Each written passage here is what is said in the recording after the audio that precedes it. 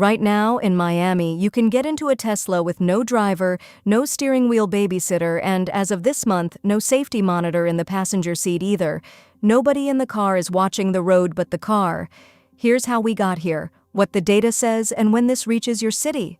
Let's be precise about the news, because driverless Tesla headlines have been around for years, and most of them came with an asterisk. The asterisk was the safety monitor. When Tesla launched its Robotaxi service, there was a Tesla employee in the car, first riding along in the front passenger seat, ready to intervene, then moving to the driver's seat when rides expanded onto highways. The car drove, but a human was still part of the safety case. That asterisk is now gone. As of July 2026, Tesla Robotaxi is operating without safety monitors, and it's doing it in its fourth U.S. city, with Miami the latest addition. 4 cities, fully unsupervised rides, paying customers. That word, fourth, is doing quiet work in that sentence. 1 city with no monitor is a demonstration. 4 cities is a rollout playbook. Enter a market with monitors, accumulate miles, pull the monitor, move to the next city. Whatever you think of Tesla, that's no longer an experiment. It's a repeatable expansion machine running in public. Now rewind, because the speed of this is the story. June 2025, Tesla launches its first Robotaxi service in Austin, Texas. Small geofenced area, invite-only access, Model Y vehicles, and a Tesla safety monitor in every car. The reviews were mixed, the interventions were real, and most of the industry filed it under years behind Waymo. Then the loop started turning. Expand the service area, expand the hours, expand the rider list, add a city. Each expansion generated more miles, more edge cases, more training data, and Tesla's approach is built to feed on exactly that. Cameras and neural networks trained on fleet data, no lidar, no high-definition maps of every street. The bet was always that the software would eventually clear the bar the hardware set years ago. 13 months later, the monitor seat is empty in 4 cities: Austin, Dallas, Houston, and Miami. Compare that to the standard industry timeline. Waymo spent the better part of a decade going from first driverless rides to multi-city scale, with early sensor stacks that cost multiples of a Tesla's entire vehicle price, though those hardware costs have since fallen sharply. Tesla compressed its version of that arc into roughly a year, using cars that were already rolling off its production lines. Whether that compression is impressive or terrifying depends entirely on the safety data, and we'll get to exactly that in a minute. Here's the part most coverage skips. Why pulling that one employee out of the car is the whole ballgame, economically. A rideshare business has one dominant cost: the human. In a normal Uber, the driver takes the majority of the fare. In a monitored robo-taxi, you've replaced a driver with a different employee, sitting in the same car, on a payroll, with benefits, working shifts. A robo-taxi with a safety monitor isn't a robot business. It's a taxi business with worse margins and better PR. Remove the monitor and the math flips. The marginal cost of a ride collapses toward electricity, cleaning, insurance, and depreciation. The vehicle works 20+ hours a day, doesn't call in sick, and doesn't take a cut. Every analyst model of robo-taxi economics, and there are wildly divergent ones, agrees on the one hinge: the numbers only work when the human leaves the vehicle. That's why this month matters more than the original launch did. June 2025 proved Tesla could operate a supervised service. July 2026 is the first month the actual business model, the one that justifies the valuation story Elon has told for years, exists in the wild in 4 markets at once.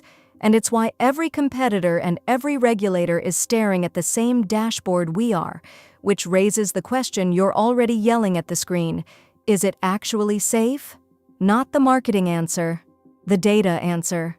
That's next, including the numbers Tesla publishes, the numbers it doesn't, and the one incident category that decides this entire industry's future. Let's do this honestly, in 3 buckets: what we know, what we don't, and what actually matters. What we know. Tesla publishes aggregate safety claims comparing its autonomous miles against human driving averages, and regulators require incident reporting for autonomous operations. Independent trackers and journalists have logged incidents since the Austin launch, ranging from minor traffic violations to collisions. The service scaling from one monitored city to 4 unmonitored ones implies regulators in multiple states reviewed that record and allowed it. That's a meaningful external signal, not proof. What we don't know. Tesla does not publish the full disengagement and intervention dataset that would let independent researchers verify its comparisons. Miles driven, incident rates per mile by category, remote assistance frequency, none of it at the granularity safety researchers ask for.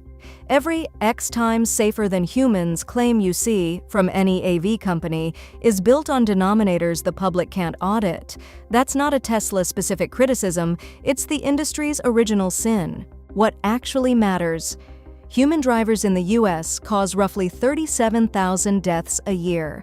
The bar for robotaxis isn't perfection. It's being verifiably, consistently better than that baseline, including in the rare, ugly edge cases, the child running out between parked cars, the unprotected left at dusk in rain. One severe incident with no human in the car will generate more regulation than 1,000 clean rides generate goodwill. Cruise already lived the full version of that story, and Waymo has lived smaller versions, with federal investigations and recalls after single incidents. Tesla is now exposed to it in 4 cities simultaneously, with no employee in the vehicle to absorb any part of the blame. That's the razor's edge this rollout is balanced on. Now the competitive picture, because Tesla versus Waymo, is the framing everyone uses, and it's only half right. Waymo is still the scale leader in autonomous rides, operating in more than 10 major metros with about 500,000 paid rides per week. Its safety record across tens of millions of driverless miles is the industry's benchmark. But its approach, custom sensor arrays, detailed mapping, city-by-city certification, is capital-heavy and deliberately slow. Tesla's bet is the opposite shape: mass-produced vehicles, camera-based autonomy, and a fleet already numbering in the millions that could, in theory, be converted by software. If, and it's a load-bearing if, the safety case holds without monitors, Tesla can add supply faster than anyone because its factories are the fleet pipeline. And the third player in this race isn't a company, it's China. Baidu's Apollo Go and pony.ai have been running driverless robotaxis at scale in Chinese cities for years, and as we covered in the Chinese AI video, Chinese players compete on cost curves Americans struggle to match. The robotaxi race is quietly the same US-China race as the model race, one layer down the stack, and Tesla pulling monitors in 4 cities is America's biggest single move in it this year. So when does this reach your city, and what happens to the more than 6 million Americans who drive for a living when it does? Last 2 sections. The second one is the conversation nobody wants to have. Here's my read on the rollout logic, based on the pattern of the first 4 unsupervised cities. The playbook favors 3 things: state regulators with permissive AV frameworks, which is why Texas and Florida keep showing up early; warm, dry weather, because rain and snow remain the hardest perception problems; and sprawling car-native street grids rather than dense, chaotic downtown cores. Sunbelt first, snow cities last. If you live in a warm, sprawling, red or purple state metro, you are likely on the short list. If you live somewhere with hard winters and aggressive jaywalking culture, you have years, not months. The honest wildcard is a single bad event. This industry's expansion map has never been drawn purely by engineering. Cruise went from operating in multiple cities to a nationwide shutdown after one dragging incident in San Francisco. The 4-city map can become a 15-city map in a year or a 0-city map in a week. Both outcomes are live. Now the uncomfortable part. More than 6 million Americans earn income driving, rideshare, taxi, delivery, and the long-haul workforce behind them. The standard reassurance is that this transition takes decades. Maybe. But notice what this exact video documents. Monitored to unmonitored in 13 months, 1 city to 4. Technology transitions don't arrive on average. They arrive at the speed of their fastest proof point, and then capital floods toward it. Ask travel agents, ask cab medallion owners, and medallions went from $1 million asset to a stranded one inside a decade. I'm not going to tell you this is fine, and I'm not going to tell you it's the apocalypse. Here's what I'll actually say. The Robotaxi moment is following the same pattern as every AI story on this channel this year, from coding agents to factory humanoids.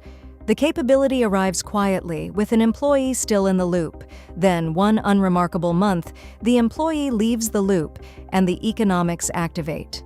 July 2026 was that month for driving. The only open question is the slope of the curve, and slopes, as this channel keeps documenting, have been beating every forecast. I'm tracking the Robotaxi rollout city by city as part of this channel's ongoing coverage, incidents, expansions, and the data disclosures when they come. If you want the next update when the 5th city drops, subscribe. That's the one thing I'll ask. And if the empty driver's seat unsettled you, wait until you see what's happening with the robots that have hands. My full 2026 robot update is on your screen right now, including the one you can buy on Amazon.